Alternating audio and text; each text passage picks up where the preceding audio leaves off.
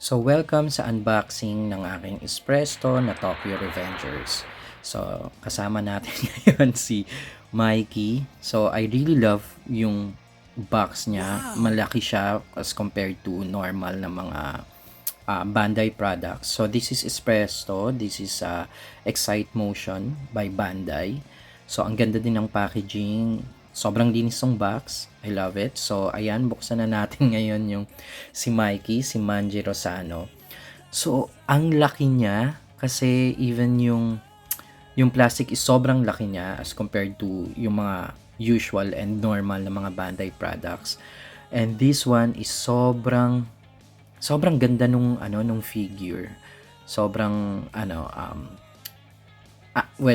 nakaka-excite talaga dahil favorite ko naman ng Tokyo Revengers, pero this time kasi having yung dalawa, si Mikey at saka si Izana, syempre doon sa kanilang Tenjiko arc ng Tokyo Revengers, yung season 3 nila, which natapos lang nitong December 2023. So sobrang excited ako dito. Ito, this one. Alam mo, ang tagal kong hinanap talaga netong tong product na to kasi sobrang hirap niyang hanapin dito sa Pilipinas just because I think hindi na masyadong popular yung Tokyo Revengers. So, ang konti na nung mga nagbebenta online. So, nung nakita ko sila, ginrab ko kaagad. Yan. So, this is Mikey, yung upper body niya, and sobrang sturdy ng materials. It's PVC. Pero maganda yung pagkakagawa nila. And I love this, yung red ribbon. Kasi usually, all throughout Season 1 and Season 2 ng Tokyo Revengers, laging white yung ribbon ni Mikey. So, for this one, yung laban nila doon sa last chapter ng Season 3, naka-red na si Mikey noon nung pumunta siya doon sa laban nila, doon sa final na laban. Final showdown. So, yan.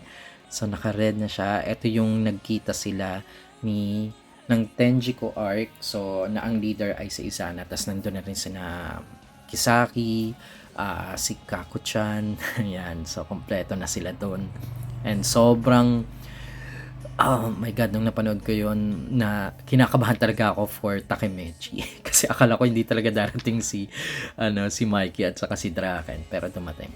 And yan, nag-i-struggle ako dyan sa paglagay niyan, but sobrang sturdy. Hindi ko lang alam kasi kung paano ilagay, but yeah. So, yan. Yee!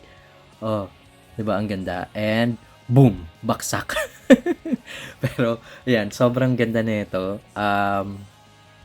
Nakaka-excite siyang tingnan, like gusto ko siyang tingnan the whole day. I can do that the whole day. Natitignan lang yung figure ni Mikey and doing that yung sipa niyang pose.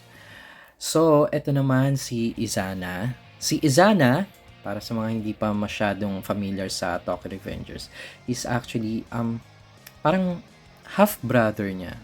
Pero hindi, hindi eh. Pero basta parang half brother sila ni Mikey. So, sobrang lakas din ni Izana. And na-excite ako sa character niya, pero nabitin lang ako kasi nga sa isang season lang siya. So, dahil, spoiler ahead. Spoiler talaga. Hindi, syempre, natapos na naman ng December, and sa mga nakaread ng manga, yun nga, na-deads po siya. Pero, super love his character. I love how he managed to survive kahit na yung mga pinagdaanan niya before, ganyan, ay magpapatulo ng luha. Pero yeah, super love his character, and I love this figure kasi super detailed, lalo na ng mga nakasulat na mga characters dun sa likod. Hindi pa ako marunong mag-Nihongo, so hindi ko pa masyado nababasa, but I think it's true and sincere naman dun sa original na design talaga sa manga. So, ayan na silang dalawa pag nagsisipaan. Yeah, and syempre, ang power move ni Mikey Sano is yung kanyang kick. Pati si Izana, yan. So, ayan, magsipaan kayong dalawa. Pero, ang ganda nito pag nilagay ko na siguro to sa kanilang cabinet. Magsisipaan silang dalawa. So, hanggang diyan na lang. Till next time. Wow, may next time. Kapag nag-review ulit ako ng mga toys ko. Bye!